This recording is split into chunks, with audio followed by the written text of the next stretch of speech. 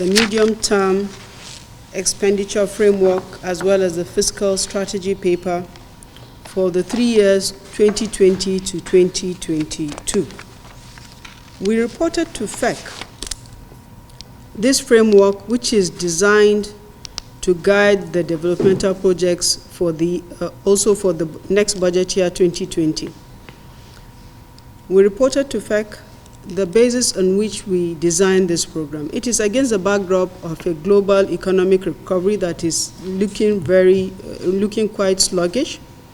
Also against the backdrop that advanced economies are expected to further ease growth, which is slowing down, that developed and emerging market economies have a development that is mixed, with China and India sustaining high growth, but other countries like Nigeria and Brazil slowing down. We also reported to Council that economic recovery is expected in sub-Saharan Africa and that this growth will be largely driven by a country like Nigeria. The Nigerian economy itself has gained momentum. We have seen today 9 quarters of consecutive GDP growth, and the annual growth has increased from 0.82% in 2017 to 2.02% in the first half of 2019. Headline inflation has peaked from 18.72% in January 2017 to a low of 11.02% in July 2019. We've also seen positive accretion to the foreign reserves, and this has been sustained, rising from 23.81 billion in September 2016 to 43.7 billion by August 2019. Sustained real GDP growth is expected over the medium term. The economy is expected to grow by the end of 2019 at 3.01%, but we're projecting a slight dip in the year 2020 to 2.93%.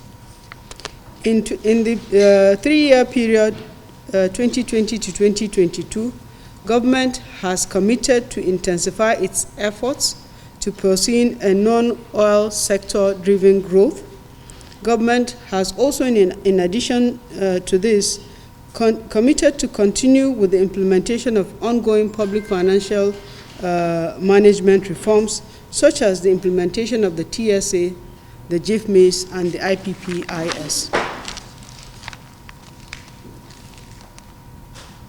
We also reported to Council the performance of the current year budget as at June 2019.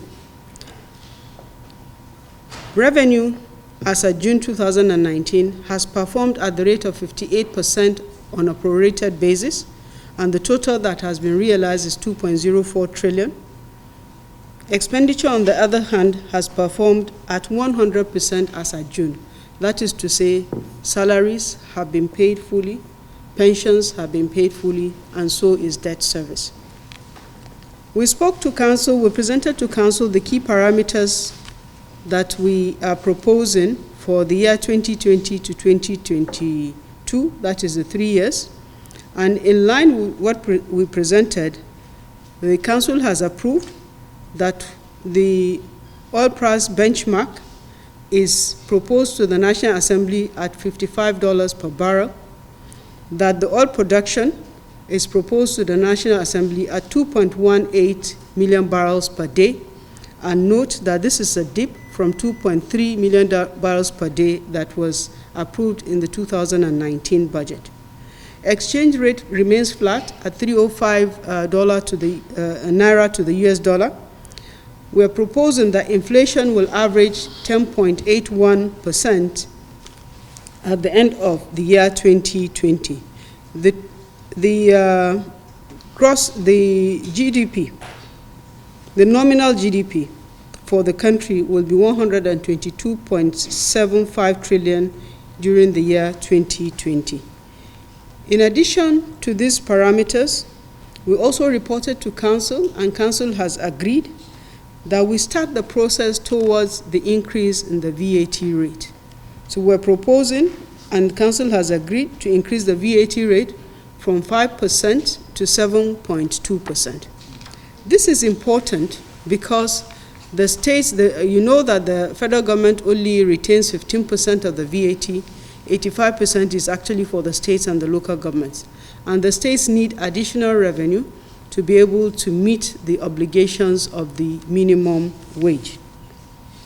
But this process involves extensive consultations that need to be made across the country at various levels, and also it will involve the review of the VAT Act. So it is not going to be implemented immediately until the Act is reviewed.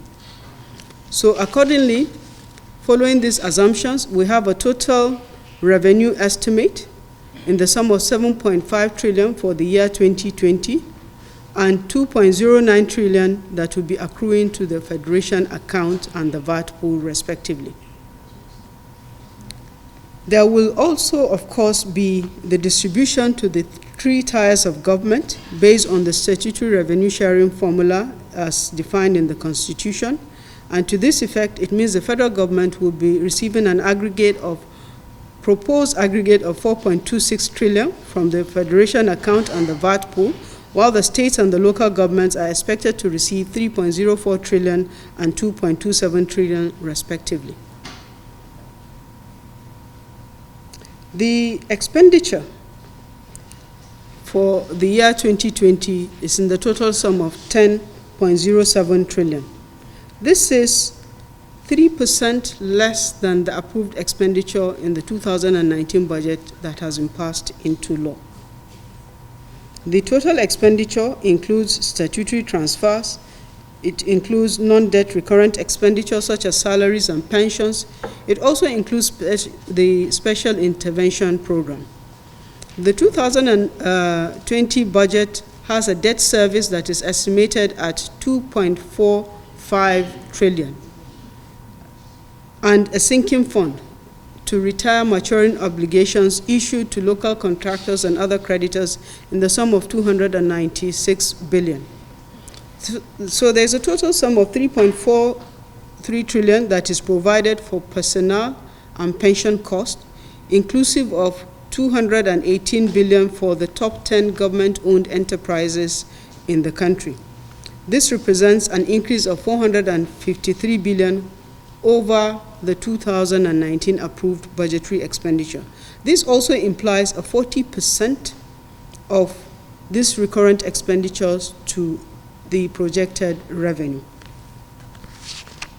The budget financing is, the budget deficit, I beg your pardon, is projected at 2.15 trillion in the year 2020, and this is lower than what was approved in the 2019 budget, which was 2.47 trillion.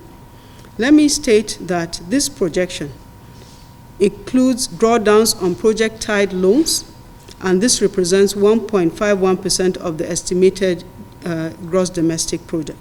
This is well below what is allowed by the Fiscal Responsibility Act of 2007, which is still put at 3%.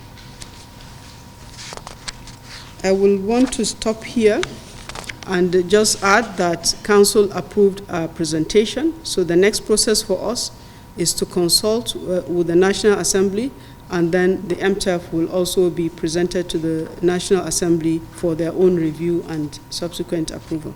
Thank you very much. Can we limit ourselves to maybe 3?